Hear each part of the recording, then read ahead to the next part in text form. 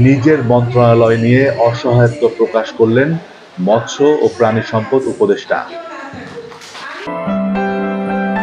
নিজের মন্ত্রণালয় নিয়ে অসহায়ত্ব প্রকাশ করেছেন মৎস্য ও প্রাণী সম্পদ উপদেষ্টা ফরিদা আক্তার। দুপুরে ঝিনাইদহের কোটচাঁদপুরে স্থানীয় জেলে সম্প্রদায় ও বাওর মৎস্যজীবীদের সাথে মতবিনিময় সভায় তিনি বলেন, আমরা জেলেদের মন্ত্রণালয়, কিন্তু দেশের হাওর বাওরের মালিক ভূমি মন্ত্রণালয়। তারা হাওর বাওর ইজারা দিচ্ছে আর আমরা আমাদের মন্ত্রণালয় তাদের কাছে চাইতে হয়। উপদেষ্টা আরো বলেন, দেশের হাওর বাওরের সমস্যা সমাধানে রাজনৈতিক দলগুলোর জাতীয় পর্যায়ে সংহতি প্রয়োজন। এর আগে সকালে উপজেলার বলুহর বাওর পরিদর্শন করেন উপদেষ্টা। তো কাজেই আমি যেটা খুব অবাক হই, আমার নিজের মন্ত্রণালয় হিসেবে আমাদের মাঝে মাঝে খুব অসহায় লাগে, আপনাদের মতোই।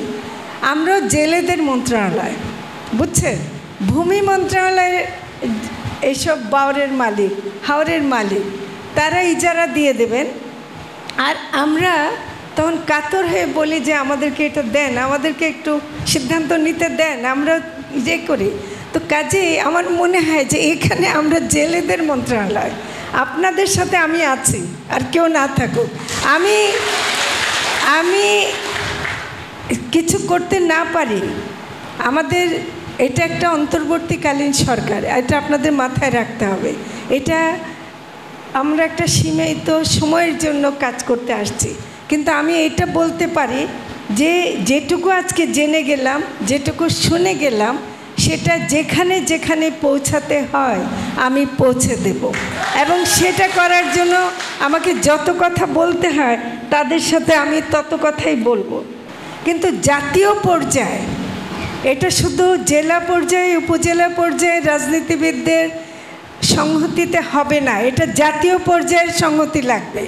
রাজনৈতিক দলগুলো জাতীয় পর্যায়ে বলবে যে বাওরগুলো, হাওরগুলো এখানে ইজারা প্রথা বাতিল করতে হবে, এখানে মানুষের যা হক সেটা তাদেরকে দিতে হবে, এবং ইজারা প্রথা থাকলে যেভাবে মানুষের কষ্ট হচ্ছে, মানুষ ইজারা নিচ্ছে যারা মৎস্যজীবীদের নামে অন্যরা নিয়ে নিচ্ছে, এই পুরো সিস্টেমটা আমাদেরকে একেবারে পরিষ্কার করে ফেলতে হবে।